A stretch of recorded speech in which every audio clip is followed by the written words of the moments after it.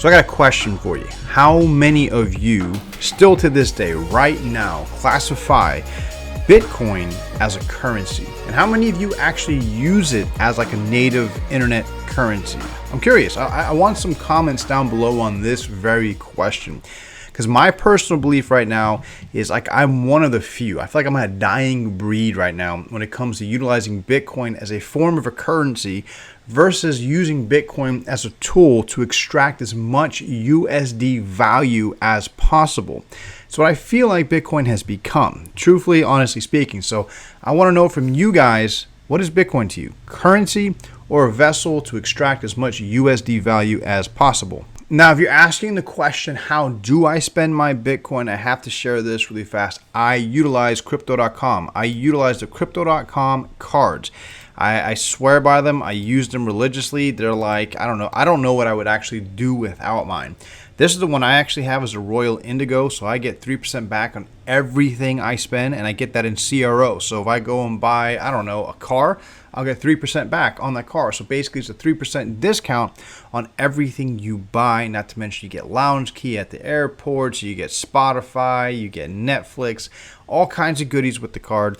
Definitely one of my favorites, something I definitely recommend. But getting back on track with the Bitcoin as a currency, I feel like when you look at the chart behind me, right? When you look at the chart and see how Bitcoin has been trading on the 1-day chart, to me, when I see that, I feel like it being used as a tool to extract as much USD value as possible is trapping it. I do. I feel like it's trapping it. As a matter of fact, last year I did a video telling you guys, I spoke to a trader that works on a traditional trading desk. His very words to me is what's going to happen since Bitcoin is playing in the big boy leagues right now as far as institutions, they're going to box the price. They're going to establish what the low is and they're going to establish the high. And this is where Bitcoin is going to be stuck in between and be traded for a very long period of time. Now, some people didn't believe it. I'm going to say based off the way Bitcoin has been trading for this entire year, I think it's actually a very real thing, a very real possibility. Not to mention, if you look at the chart behind me right now, we are starting to decouple a little bit, just a little bit from the S&P 500. I mean, look at these. These are both one-day charts. Here's Bitcoin, S&P 500. And to help you guys understand this a little bit better, I'm going to put this on the big screen. So here we have Bitcoin's one-day chart and the S&P 500. And if you ever want to see the S&P 500 chart, is SPX. SPX, remember that acronym, and that'll take you right to the S&P 500. But if you can look at the 1 day, it looks like we are having a slight decouple. If you compare the chart now to, say, versus last month it was eerily similar.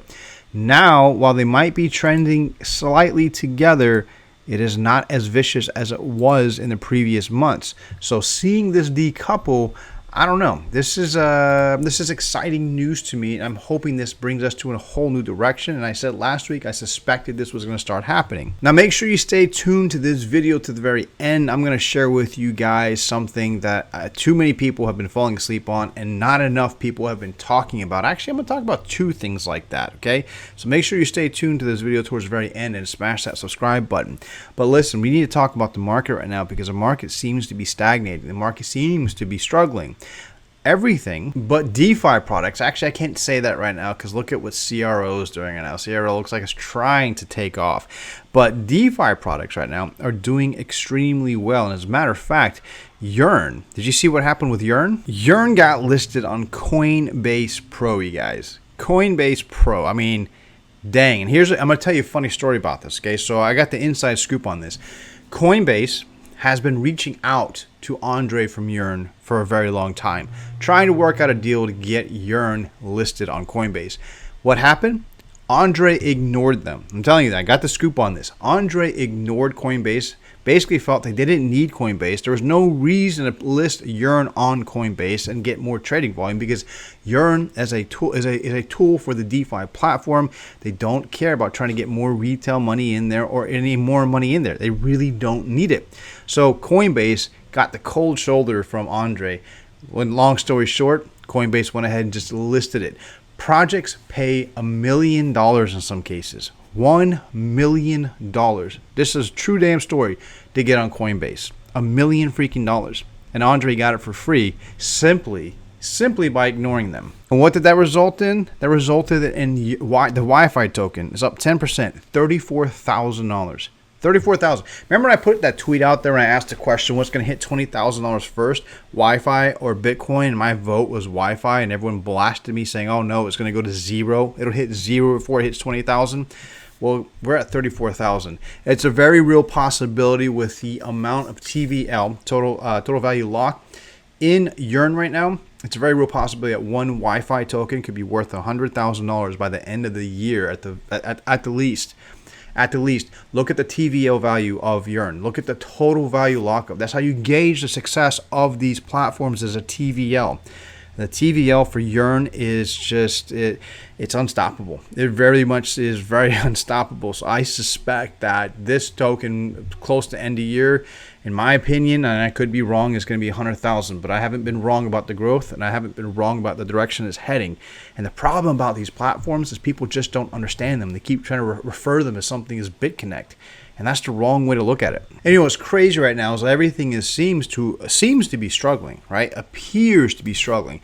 I want to show you some things real fast. Let's talk about, let's say PRQ, right? This is something. This has been a channel recommendation. Now the thing about Parsec, the PRQ token, is I know that it's down right now, 10%. Great. It's down on the 1 hour. It's down on the 24 hour. It's down on the 7-day. It's down on the 14-day.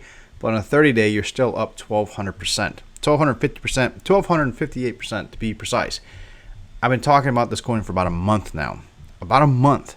So things aren't really that bad as far as some of these DeFi projects. Let's look at another one. Let's look at OPT. I spoke about this one for over a month now.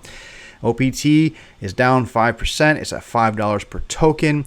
And if we look at the 1 hour, 24 hour, 7-day, and 14-day, of course, it doesn't have a 30-day.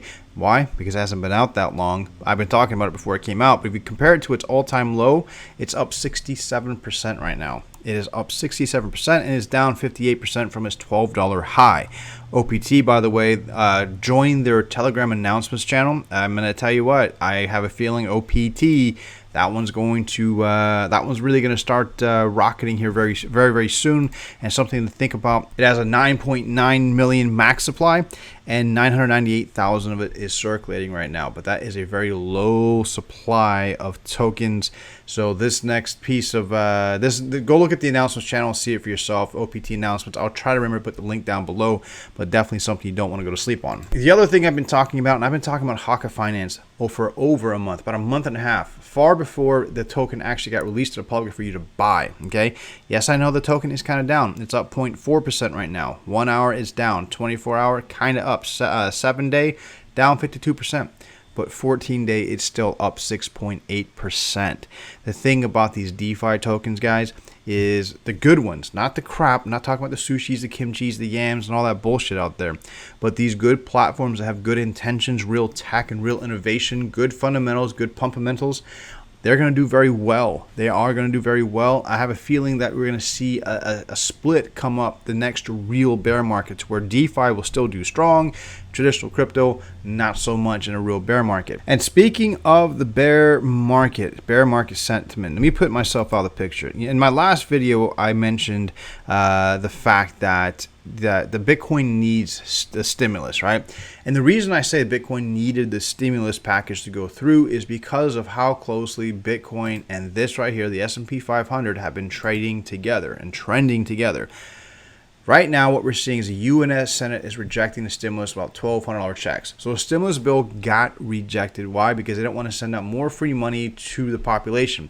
Now, here's something that I want to share with you guys real fast, because a lot of people in my country kind of have been blinded to what the stimulus checks actually were. And sorry for that rude interruption on my phone. But the $1,200 stimulus checks that actually got sent out to the people were actually, like, I don't know, under the table bailout checks for big companies. The thing is, most people that got these $1,200 checks actually a lot of people never had this kind of money before. They immediately went and spent it. That's something that's really bad. The additional $600 a week that they sent our people for unemployment, right? They spent it. Nobody saved it. And that stimulated the economy because all these people spent that additional $600 a week on things they never usually could afford, right? And it really stimulated the entire economy here in the US. So basically it was a bailout. It was like the art of bailing out without bailing out is basically what happened. And that's what these 1,200 checks actually are. It's a bailout because people will spend this money immediately. So instead of giving it to the big corporations, why not give it to the people? Because they're going to spend it anyways, right? Mismanaging funds. But anyhow, this right here is not good for Bitcoin in my opinion. I think that what's going to happen is we're going to see a lot of pressure from the traditional markets to get the stimulus check. And once the stimulus actually passes, the stimulus bill, I am very confident, very, very, very confident actually, that not just the Bitcoin market, but the S&P 500 are going to start taking off. Now, I would like to see Bitcoin take off without it. But it seems that my suspicion of the breaking apart, the decoupling, is panning out very little. What's happening is DeFi is the one that is actually doing the decoupling right now from the traditional crypto markets.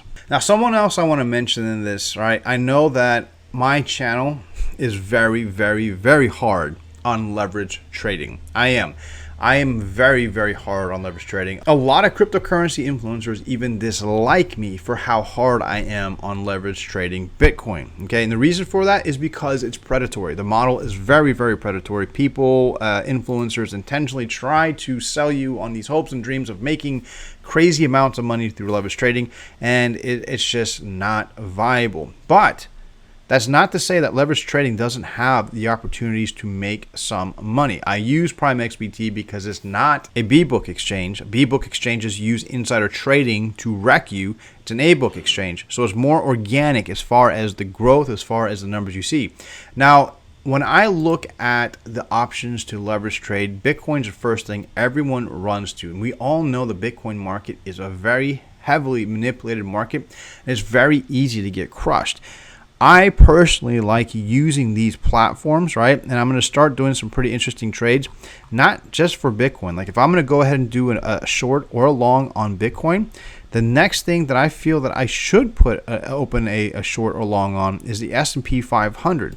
Why? Because we know they both trend together, right? And even though they are kind of separating a little bit, there is a very similar trend between the two. So the S&P 500 and Bitcoin, if I was to play, I would do both. I would hedge. I would split my money. That's just me personally. Other things that I'm actually looking at right now are things like Brent and crude oil. Brent is the benchmark basically for OPEC, and crude is the benchmark for basically the US. And the reason why I look at things like that is if you go ahead and just Google oil price, you can see right now that there is an oil price war that has been going on for a while. It's actually crushing oil jobs here in the US. It's actually it is destabilizing the price of oil right now. So things like this is what I look for whenever I play on platforms like this. Something else that I actually have been considering opening a short on is the Aussie 200. Basically, it's the equivalent of the S&P 500 to the US, but for Australia. We know that Australia is heavily indebted to countries like China. We also know that China right now is getting smacked in the head by countries around the world. China is probably becoming a smaller and smaller, having a smaller footprint as far as being the factory of the world, right? We also know that several countries right now are changing how they're going to trade with China, including the US. Australia being so heavily tied to China, this could be a good opportunity to trade, right? Trade that opportunity, because if you look at the US 200, things have not been doing too hot for it. It really felt the effects of what happened with COVID. Black Thursday smacked the hell out of them. So I mean, whenever you look at these platforms, right? Like I just personally feel to sit there and try to trade Bitcoin and only Bitcoin, a heavily manipulated asset, it's like financial suicide. But if you take the time to see what's happening around the world and you have platforms like this, you can play a little bit. Okay, so PrimeXBT, yes, I do recommend them. Okay, so finally, the last little gem I want to mention, because I think I mentioned enough gems in here. I kind of shared it with you through CoinGecko. Frontier. Download Frontier Wallet. It's basically DeFi for everyone. The one thing about DeFi that everybody hates is the lack of understanding. It's not simple. It's not inviting. It's a very threatening thing when you see it. It's very hard to just wrap your mind around if it's not something you've used heavily, right? So with Frontier Wallet, they're trying to simplify that. They're trying to make sure it's available to everyone right here in your cell phones, which I think is freaking fantastic. You can already download it. It's already functioning. It's already working. You can actually even stake, Band, Kava, Synthetics, Maker, Compound, so and so forth. And the returns are pretty dang good. I actually did it early with Band. I mentioned this channel like 2 months ago. 2 months ago when the app first was released, and putting my Band on there, oh my god, the returns on that was just it was insane. It was absolutely insane. You still have those opportunities because not a lot of people are using it. Not a lot of people are putting the liquidity on there.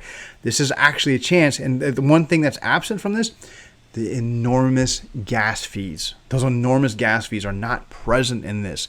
So this is definitely, if you've been sleeping on this, don't sleep on this. And I'm excited for something. I'm excited for the TGE, the token generation event, for the front token. I do have some of that. I did manage to get me some of that. So I'm very, very, very excited for this. But do not go to sleep on this app, guys. I really think as far as DeFi for everyone, this is it. It really is. Try the app. Play with it. Tell me what you think. Tell me what you think. But listen, that's all I got for today. This video's gone on long enough. Got stuff to do this weekend. I'm sure you guys do too. So maybe tomorrow. Maybe I'll catch you guys tomorrow. Peace out.